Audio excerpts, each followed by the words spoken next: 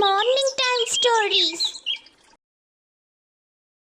ఆ ఊరిలో శకుంతల రాఘవయ్య గారి కుటుంబం అంటే తెలియనివారు లేరు. దానికి కారణం వారి ఆస్తిపాస్తులు కాదు, వారికున్న అమితమైన పిసినారితనం. అదే సంప్రదాయాన్ని వారి ముగ్గురు కోడళ్ళు మైనా, సితారా, ఆరావళి కూడా పుణికిపుచ్చుకున్నారు. ఒకరోజు ఉదయం అందరూ కలిసి డైనింగ్ టేబుల్ దగ్గర కూర్చున్నారు.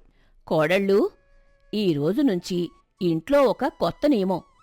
మనం వాడే నీళ్ల గ్లాసులను కడిగిన తర్వాత ఆ నీటిని కూడా వృధా చేయకుండా పెరట్లోని మొక్కలకే పొయ్యాలి. ఒక్క బుట్టు నీరు కూడా బయటకు వెళ్ళకూడదు. చూసారా, మా ఆవిడ ఎంత చక్కగా ఆలోచిస్తుందో. అలాగే మనం వాడే టూత్పేస్ట్ అయిపోయాక దాన్ని కట్ చేసి లోపల ఉన్నది కూడా వాడాలి. అప్పుడే లక్ష్మీదేవి ఇంట్లో తాండవిస్తుంది. పెద్ద కోడలు మైనా అప్పుడే వంటగదిలో నుంచి ఒక చిన్న గిన్నె పట్టుకుని వచ్చింది. అత్తయ్య గారు, ఈరోజు వంటలో నూనె అసలు వాడలేదు. కూరగాయలను కేవలం ఆవిరి మీద ఉడికించాను. ఇలా చేస్తే నెలకు 5 లీటర్ల నూనె ఆదా అవుతుంది. మైనా, కనీసం పప్పులో పోపు కూడా వేయలేదా? ఉడకబెట్టిన పప్పు తినడం నా వల్ల కావడం లేదు. రెండో కోడలు సితారా అప్పుడే ఒక లెక్కల పుస్తకం పట్టుకుని వచ్చింది. బావగారు, రుచి కంటే ఆదా ముఖ్యం. ఈ నెల కరెంటు బిల్లు 10 రూపాయలు తక్కువ రావాలని నేను రాత్రిపూట హాల్లో లైట్లు తీసేసి క్రొవ్వొత్తి వెలిగిస్తున్నాను. ఆ క్రొవ్వొత్తి కూడా సగం అయ్యాక ఆపేస్తున్నాను. సితారా, చీకట్లో సరిగ్గా కనిపించక నేను నిన్న గోడకు తగిలి పడిపోయాను తెలుసా. ఆసుపత్రి ఖర్చు కంటే కరెంటు బిల్లే తక్కువగా ఉండేది. అప్పుడే మూడో కోడలు ఆరావళి చేతిలో ఒక చిన్న సంచి పట్టుకుని వచ్చింది. మీరింకా చిన్న చిన్న విషయాల్లోనే ఉన్నారు. నేనీరోజు సంతకు వెళ్ళినప్పుడు కూరగాయలు కొన్నాక వాడి దగ్గర కొత్తిమీర, కరివేపాకు ఉచితంగా తీసుకోవడమే కాకుండా వాడి త్రాసులో కాస్త బరువు తక్కువ ఉందని గొడవపడి మరీ 2 వంకాయలు ఎక్స్ట్రా తీసుకొచ్చాను. అరావళి, నీ తెలివితేటలు చూస్తుంటే నాకు ముచ్చటేస్తోంది. నువ్వు భార్యవైనందుకు నాకు చాలా గర్వంగా ఉంది. చూసావా శకుంతల, మన కోడళ్ళు మనకంటే ఒక అడుగు ముందే ఉన్నారు.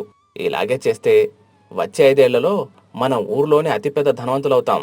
ఇలా ఆ ఇంట్లో ప్రతి పైసా కోసం జరిగే యుద్ధాలు, వింత వింత పొదుపు మార్గాలు చూస్తుంటే ఊరి జనం అందరూ ఆశ్చర్యపోతూ ఉంటారు. ఒకరోజు మధ్యాహ్నం మండుటెండలో అందరూ హాల్లో కూర్చొని ఫ్యాన్ వేస్తే కరెంటు బిల్లు వస్తుందని అందరూ చేతి విసనకర్రలతో విసురుకుంటున్నారు. కోడళ్ళు, ఇప్పుడే నాకు ఒక ఆలోచనొచ్చింది. బయట ఎండ మామూలుగా లేదు కదా, మనం ఈ ఎండని వంట చేయడానికి వాడుకుంటే గ్యాస్ ఆదా అవుతుంది కదా. పెద్ద కోడలు మైనా గబగబా డాబా మీదకు వెళ్లి కొన్ని స్టీలు గిన్నెల్లో పప్పు, నీళ్లు పోసి ఎండలో పెట్టి వచ్చింది. అత్తయ్య గారు, మీరు చెప్పింది అద్భుతం. సాయంత్రంలోపు పప్పు సగం ఉడికిపోతుంది. ఆ తర్వాత ఒక్క నిమిషం పొయ్యి మీద పెడితే చాలు. గ్యాస్ అస్సలు ఖర్చు అవ్వదు. రెండో కోడలు సితారా అప్పుడే లోపలికొచ్చి అందరి చేతుల్లో ఉన్న విసనకర్రలను చూసింది. అందరూ ఇలా విసురుకుంటే విసనకర్రలు త్వరగా అరిగిపోతాయి అత్తయ్య. అందుకే నేను ఒక ఉపాయం ఆలోచించాను. మనమందరం ఒకే వరుసలో కూర్చుందాం. అప్పుడు ఒకరు విసురుకుంటే ఆ గాలి అందరికీ వస్తుంది. ఇలా చేస్తే శ్రమ తగ్గుతుంది, కర్రలు కూడా పాడవవు. సీతారా, నీ తెలివితేటలు చూస్తుంటే పిసినారితనంలో నువ్వు పిహెచ్డీ చేసినట్టున్నావు. నిజంగా ఇది గొప్ప ఐడియా. అప్పుడు మూడో కోడలు ఆరావళి ముఖం అదోలా పెట్టి కూర్చుంది. ఏమ్మా అరావళి, నువ్వేమీ మాట్లాడడం లేదు. నీ దగ్గరేమైనా పొదుపు మంత్రం ఉందా? మావయ్య గారు, మనం బట్టలు ఉతకడానికి సోప్ వాడుతున్నాం కదా, ఆ సబ్బు నీళ్లను పారబోయకుండా దాంతోనే మనం ఇల్లు తుడుచుకుంటే ఫినాయిల్ ఖర్చు తప్పుతుంది కదా అని ఆలోచిస్తున్నాను. అది కూడా కరెక్ట్ అరావళి.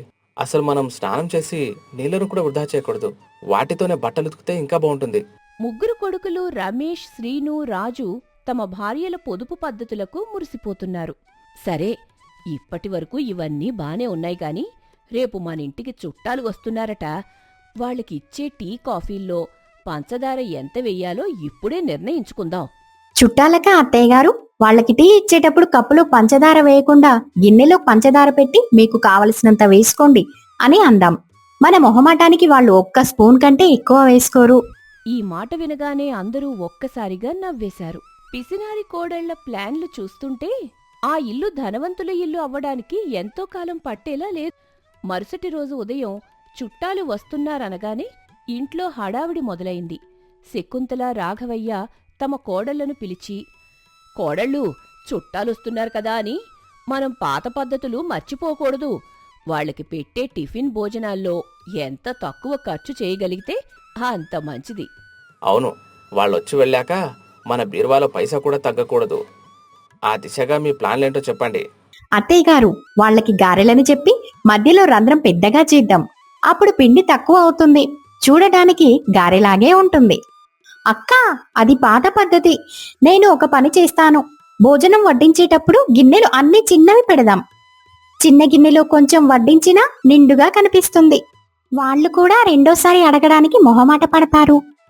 చిన్న కోడలు ఆరావళి నవ్వుతూ తన ఆలోచన చెప్పింది. మీరింకా అక్కడే ఉన్నారా? నేనొక అడుగు ముందుకేసి ఆలోచించాను. చుట్టాలు రాగానే వాళ్ళకి చల్లని మజ్జిగిద్దాం. ఆ మజ్జిగలో నీళ్లు ఎక్కువగా కలిపి కాస్త ఉప్పు వేస్తే కడుపు నిండిపోతుంది. అప్పుడు వాళ్ళు భోజనం కూడా సరిగ్గా చేయలేరు. మనకి అన్నం కూరలు మిగిలిపోతాయి. ఈ ప్లాన్లు వినగానే కొడుకులు రమేష్, శ్రీను, రాజు ఆశ్చర్యపోయారు. మైనా, నువ్వు గారెల్లో రంధ్రం పెద్దగా చేస్తానంటున్నావు, కానీ ఆ రంధ్రం చూసి చుట్టాలు మనల్ని ఎగతాళి చేయరు కదా. ఏం కాదులే అన్నయ్య, గాలి ఎక్కువగా ఉంటే అరుగుదల బాగుంటుందని చెప్దాం. అప్పుడే చుట్టాలు రానే వచ్చారు. వాళ్ళు రాగానే ఆరావళి ప్లాన్ ప్రకారం పలచటి మజ్జిగ గ్లాసులతో వెళ్ళింది. ఏంటో మా రావళి, మజ్జిగలో వెన్ను కూడా తీసేసినట్టున్నారు, నీళ్ళలా ఉన్నాయి. అయ్యో బాబాయ్ గారు, ఈ ఎండలకి చిక్కటి మజ్జిగ తాగితే మత్తొస్తుంది. అందుకే పల్చగా చేశాను. ఇది ఆరోగ్యానికి చాలా మంచిది. భోజనాల దగ్గర సితార పెట్టిన చిన్న గిన్నెలు చూసి చుట్టాలు ఒకరి ముఖం ఒకరు చూసుకున్నారు. కాని రాఘవయ్య, శకుంతల మాత్రం తమ కోడళ్ల తెలివితేటలకు మురిసిపోతూ కూర్చున్నారు. ఆ సాయంత్రం చుట్టాలు వెళ్ళిపోయాక ఇంట్లో మిగిలిన వస్తువులను చూసి అందరూ పండుగ చేసుకున్నారు. ఆ సాయంత్రం చుట్టాలు వెళ్ళిపోయిన తర్వాత ఇంట్లో మిగిలిన వస్తువులను చూసి శకుంతల, రాఘవయ్య ఎంతో మురిసిపోయారు. కాని ఆ పిసినారితనం అక్కడితో ఆగలేదు. కోడళ్ళు, చుట్టాలు వెళ్లారు సరే, కాని వాళ్లు వాడిన సబ్బు బిళ్ళలు చూశారా? ఇంకా సగం మిగిలే ఉన్నాయి. వాటిని పారేయకండి. అత్తయ్య గారు, నేను ముందే ఆలోచించాను. ఆ చిన్న చిన్న సబ్బు ముక్కలన్నింటినీ కలిపి వేడి నీళ్లలో వేసి కరిగించి ఒక కొత్త సబ్బును తయారు చేస్తాను. ఇలా చేస్తే మనకు ఈ నెల సబ్బుల ఖర్చు ఉండదు. శబాష్, ఎంత చక్కని ఆలోచన. మరి ఆ చుట్టాలు తెచ్చిన పళ్ళబుట్ట సంగతేంటి? మామయ్య గారు, ఆ పళ్లలో కొన్ని కొంచెం నలిగిపోయాయి. వాటిని పడేయకుండా నేను వాటితో జామ్ తయారు చేస్తాను. రేపు పొద్దున్న టిఫిన్లోకి కూర చేసే అవసరం ఉండదు. ఆ జామ్తోనే కానిచ్చేయొచ్చు. అప్పుడు ఆరావళి మెల్లగా గదిలోకి వెళ్లి ఒక పాత క్యాలెండర్ పట్టుకునొచ్చింది. అత్తయ్యగారు, ఈ పాత క్యాలెండర్ వెనకవైపు ఖాళీగా ఉంది కదా, దీన్ని చిన్న ముక్కలుగా కట్ చేస్తే ఇది మనకి నోట్ ప్యాడ్ లాగా ఉపయోగపడుతుంది కదా. పెన్నుల కోసం కూడా ఎక్కువ ఖర్చు చేయకుండా అయిపోయిన రీఫిల్స్లో కాస్త వేడినీళ్లు పోసి మళ్ళీ వాడదాం. ఈ మాటలు వింటున్న రమేష్, శ్రీను, రాజులకు నవ్వాలో ఏడవాలో అర్థం కావడం లేదు. రేపు నా ఆఫీసులో ఒక ముఖ్యమైన మీటింగ్ ఉంది. కనీసం అప్పుడైనా కొత్త పెన్ను కొనుక్కోమంటావా? అయ్యో ఏవండి, పాత దాంట్లో ఇంకు లేకపోతే పెన్సిల్తో రాయండి, అది ఇంకా చౌకగా వస్తుంది.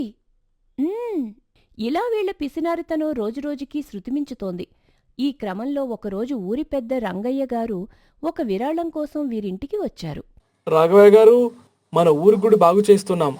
మీ వంతు ఒక 10,000 రూపాయలు విరాళం ఇస్తే బాగుంటుంది. ఈ మాట వినగానే శకుంతల, కోడళ్ళు అందరూ ఒక్కసారిగా షాక్ అయ్యారు. 10,000 రూపాయలా అని వారి గుండె ఆగినంత పనయింది.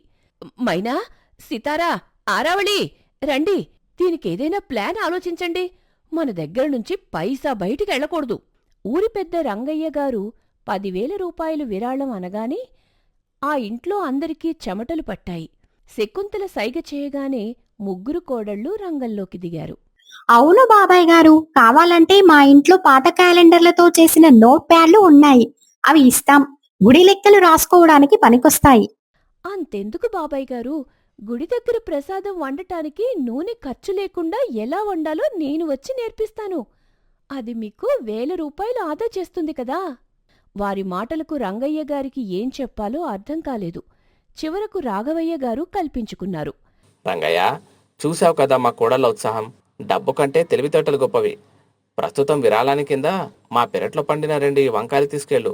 రంగయ్య గారు ఆ వంకాయలను చూసి విస్తుపోయి, మీ పిసినారితనం తగలయ్యా అని తిట్టుకుంటూ అక్కడి నుంచి వెళ్ళిపోయారు.